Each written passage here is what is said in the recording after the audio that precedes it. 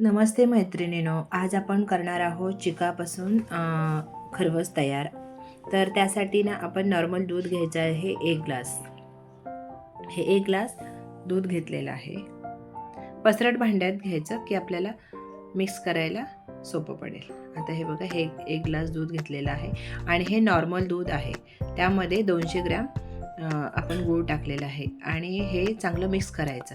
आणि normal दुधातच mix केलं ना की हे गूळ पटकन मिक्स होतो आणि जर चिकाच्या दुधामध्ये गूळ मिक्स केला तर पटकन मिक्स होत नाही.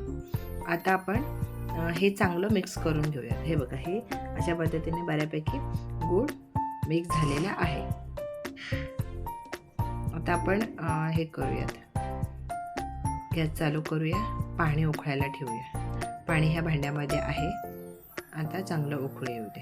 आता आपण काय करायचं, ज्या ग्लासने नॉर्मल दूध घेतलेलं आहे त्याच ग्लासने आपण चिकाचं दूध घेऊयात.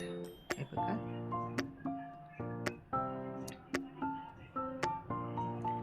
आता आपण हे बघा, हे पूर्ण ग्लास भरून घेतलेलं आहे. हे याच्यामध्ये ओतायचं आणि मिक्स करून घेऊयात.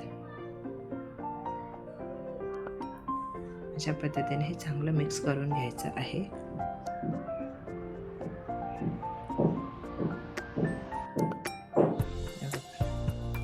असं चांगलं मिक्स करून घ्यायचं आणि हे बघा, आता आपण हे उंच असा भांडं घेऊयात. हे मी पातेलं घेतलेलं आहे, त्यामध्ये हे दूध ओतायचं आहे आणि जे खालचा जो गाळ आहे त्याच्यामध्ये काही कच वगैरे असेल म्हणून ते ओतायचं नाही, ते टाकून देऊयात. आणि आपण याच्यामध्ये ओला नारळ किसून घेतलेला आहे थोडा, तो टाकायचा.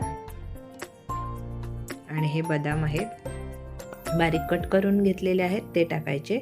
आणि वेलची पूड तुम्ही चवीनुसार कमी जास्त करू शकतात.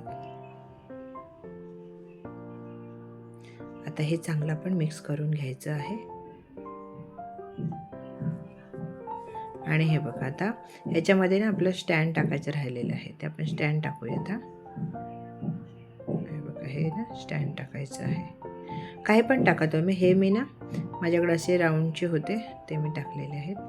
आणि झाकण लावून पाणी उकळायला ठेवू. चांगली उकळी यायला पाहिजे. हे बघा, आता बघा, चांगली उकळी आलेली आहे पाण्याला. आता हे पातेलं आहे ना आपण जे घेतलेलं, ते ह्याच्यामध्ये ठेवून देऊयात. आणि आता आपण केसरच्या काड्या 1-2-4 टाकून द्यायच्या आहेत याच्यामध्ये. हे बघा, आता आपण ना त्याला पातेल्याला वरती झाकण ठेवणार आहोत ना, त्याला आपण एक रुमाल बांधून घ्यायचा आहे. हे बघा, अशा पद्धतीने बांधायचं आणि ठेवायचं वरती. आणि हे त्याच्यावर अजून एक झाकण ठेवायचं आणि हे कमीत कमी 2 तास तरी मीडियम गॅसवर ठेवून द्यायचं.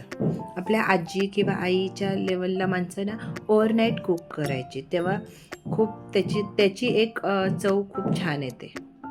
हे बघा, आता हे आपण 2 तासांनी बघतो आहोत. एखादा चाकू नाही तर अशी स्टिक घेऊन रोवून बघायची. क्लीन निघाली की मग समजावं की आपलं हे शिजलेलं आहे. आता आपण सगळी 1-2-4 ठिकाणी असं रोवून बघायचं. हे बघा, क्लीन निघालेली आहे, याचा अर्थ आपला शिजलेला आहे. आता आपण काय करायचं, गॅस बंद करायचा आणि जे झाकण आपण ठेवलं होतं ना हे वरचं, तेही ठेवायचं आणि हे वरचं पण झाकण ठेवायचं. आणि हे स्वतःच्या मनाने गार होऊन देईपर्यंत त्याला हात लावायचा नाही. आता हे बघा, हे गार झालेलं आहे. 2-2.5 तासाने मी ह्या वड्या कट करून घेतलेल्या आहेत. मैत्रिणींनो, माझा व्हिडिओ पाहिल्याबद्दल धन्यवाद.